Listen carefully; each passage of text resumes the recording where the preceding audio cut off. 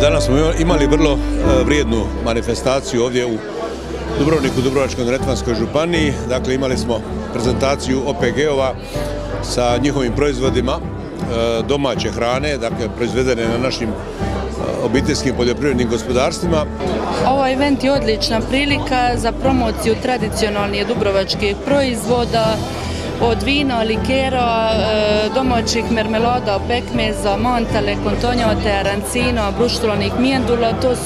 To je naš ponos ovoga kraja i mislim da treba se naći na svakom stolu, u svakom suvenirnici naši domaći tradicionalni proizvodi, a ne roba iz Kine. Podržavam odnos proizvođača, tako i ministarstva, gdje se podupire razvoj u svemu ostalom.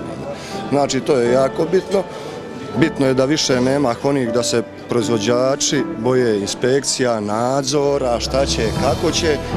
Važno je da se rade ovako ove radionice, da se ljudi ohrabre, da se osvijeste, da su puni samopouzdanja i da se ne boje posla.